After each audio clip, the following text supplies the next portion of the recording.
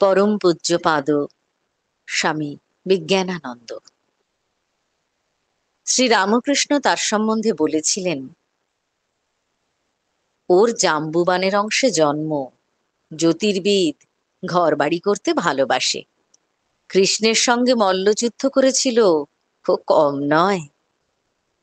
জাম্বুবানের অংশজাত বিজ্ঞানানন্দজিকেও যে শ্রী রামকৃষ্ণের সঙ্গে কুস্তি লড়তে হয়েছিল সে কথা তো সর্বজনবিদিত।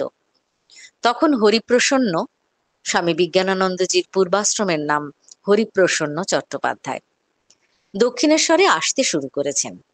সেদিন আগত ভক্তরা সদ্য বিদায় নিয়েছেন।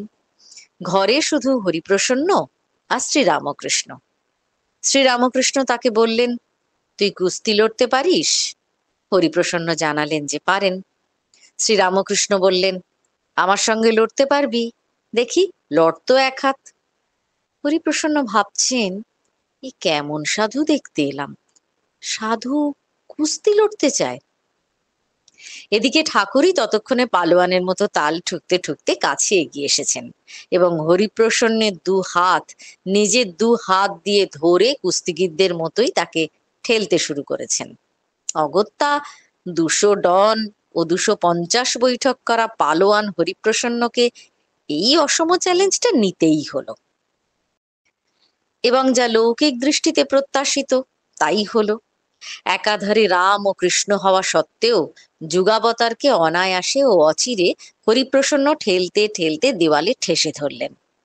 ঠাকুরের মুখে তখনও হাসি, আর হাতে ধরা হরিপ্রসন্নের হাতের পাঞ্জা দুটি। ওই অবস্থাতেই ঠাকুর তার মধ্যে শক্তি সঞ্চার করলেন এবং সেই অলৌকিক শক্তির প্রভাবে হরিপ্রসন্নের শরীর রোমাঞ্চিত হলো। প্রায় অবশ হয়ে পড়লেন তিনি। ঠাকুর তখন তার হাত দুটি ছেড়ে তাকে যেন মুক্তি দিলেন এবং বললেন, কেমন, হারিয়েছিস তো? পরবর্তীকালে সাধু ও ভক্তরা বারবার তার কাছে এই ঘটনাটি শুনতে চাইতেন। ঘটনাটি বলে মহারাজ বলতেন, আসলে ঠাকুরই সেদিন জিতেছিলেন, কারণ যে পরাজিত হয় সে তো বিজেতার দাস হয়ে যায়।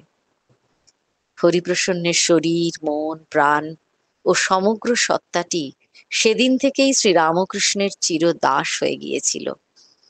তাই স্বামী বিজ্ঞানানন্দজি বলতেন, আসলে ঠাকুর শ্রী রামকৃষ্ণই সেদিন জিতেছিলেন, আমি সম্পূর্ণরূপে পরাজিত হয়েছিলাম।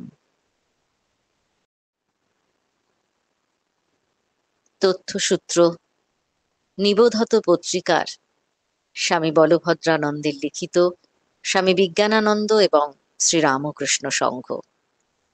আজ পরম পূজ্যপাদ শ্রী বিজ্ঞানানন্দজির, যিনি গুপ্ত ব্রহ্মজ্ঞানী নামে পরিচিত ছিলেন, তার শুভ জন্মতিথি।